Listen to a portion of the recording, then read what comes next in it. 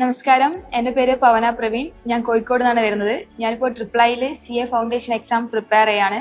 ഞാനിപ്പോൾ ട്രിപ്പിൾ എടുക്കാനുള്ള one of the biggest reason എന്ന് പറഞ്ഞാൽ ഇവിടുത്തെ ഫാക്കൽറ്റി പൂളാണ്. ഞാൻ സയൻസ് സ്ട്രീമിലാണ് പഠിച്ചത്, +1 +2. അതിനുശേഷം കൊമേഴ്സ് ചൂസ് ചെയ്ത് തന്നെ നല്ലൊരു കോച്ചിങ് ഇവിടുന്ന് പ്രൊവൈഡ് ചെയ്യുന്നത് കൊണ്ടാണ്. ഞാൻ CA എന്ന് പറയുന്ന കരിയർ ചൂസ് ചെയ്യാൻ കാരണം ഇന്ത്യയിലെ one of the toughest exam ആയതുകൊണ്ട് തന്നെ ഇതിന്റെ പാസ് പെർസെൻറ്റേജ് വളരെ കുറവാണ്.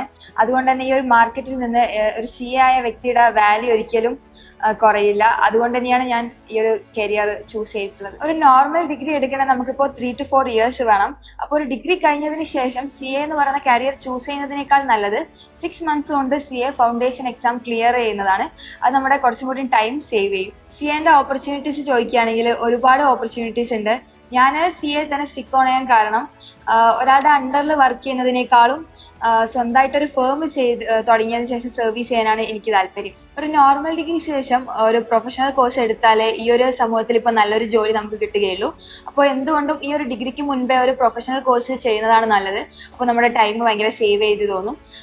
അതുപോലെ തന്നെ CCAT എക്സാം ട്രിപ്പിൾ എനിക്ക് വളരെ യൂസ്ഫുൾ ആയിരുന്നു. അതിൻ്റെ ബെനിഫിറ്റ്സ് എനിക്ക് കിട്ടിയിട്ടുണ്ട്.